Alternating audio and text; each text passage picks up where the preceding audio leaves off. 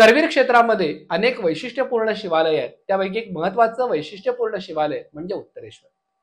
साधारणपणे 5 फूट उंचीची आणि त्याचबरोबर 3 ते 3.5 फूट रुंदीची अशी भव्य शिवलिंग मूर्ती म्हणजे उत्तरेश्वर महादेव. उत्तर दिशेचा स्वामी म्हणून हा उत्तरेश्वर.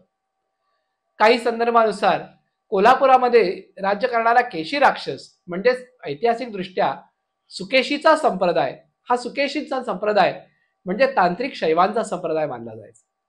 त्या शैवांच्या आराधनेचं प्रमुख स्थान म्हणून या उत्तरेश्वर महादेवाला दाखवता येतं.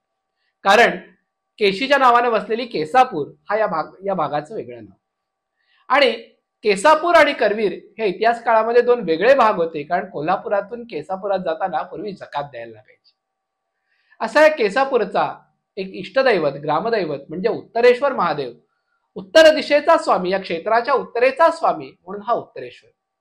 या उत्तरेश्वराच्या गर्भागारामध्ये एका बाजूला गणपती तर दुसऱ्या बाजूला द्विभुजा हातामध्ये शिवलिंग धारण करणारी पार्वतीची सुंदर अशी खडी मूर्ती आपल्याला पाहायला मिळते. तर समोर मंडपामध्ये समर्थ स्थापित 11 मारुतींचं एकत्र शिल्प आणि त्याचबरोबर मंदिरापासून जरा खाली गेल्यानंतर डाव्या बाजूला एक स्वतंत्र कालभैरव आणि योगेश्वरीचं मंदिर देखील पाहायला मिळतं.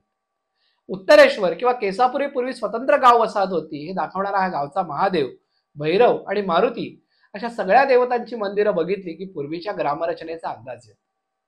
आजही आपल्या भव्यपणासाठी संपूर्ण महाराष्ट्रात ही प्रसिद्ध असे स्थान म्हणजे भगवान उत्तरेश्वर. तर ही होती उत्तरेश्वर महादेव मंदिराची माहिती. व्हिडिओ आपल्याला कसा वाटला कमेंटमध्ये नक्की सांगा. नमस्कार.